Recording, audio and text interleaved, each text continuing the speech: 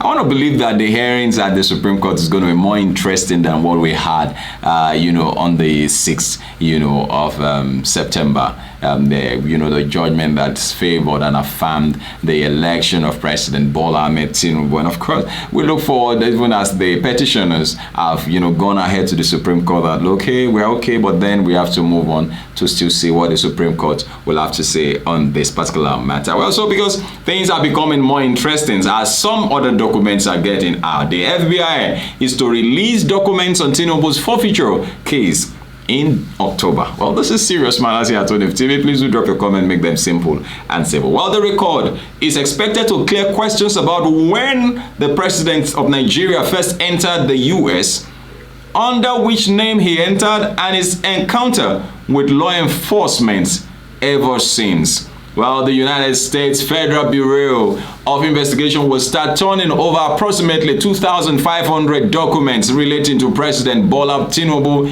in its database. The frontline American law enforcement institution said it would start releasing the documents effective October, ending at 500 pages per month, according to a new court filing obtained, by us. Now, FBI has identified a total of approximately 2,500 pages potentially responsive to FOIA requests 1553430/00, -00 and 1587544-1.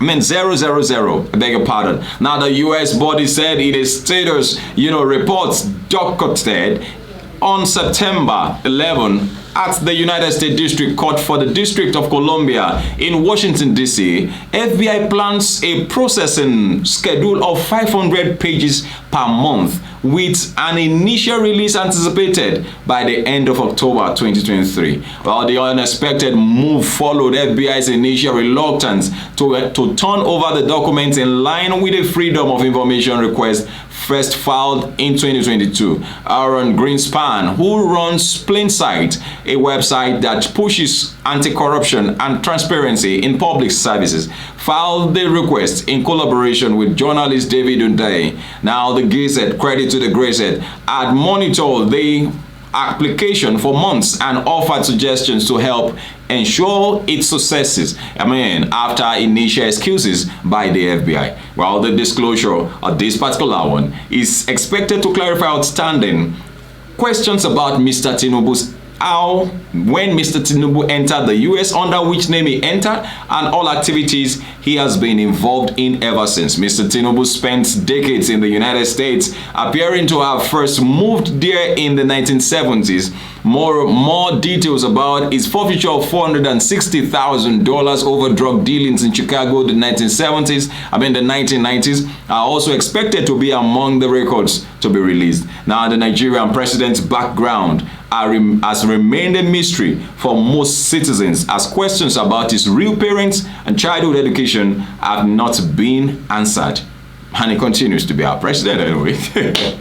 Alongside the FBI, the United States Department, Internal Revenue Service, and drug enforcement agents have all indicated readiness to turn over thousands of pages of Bola Tinubu-related records. The Central Intelligence Agency also said it was collating records of Mr. Tinubu for release in compliance with the law.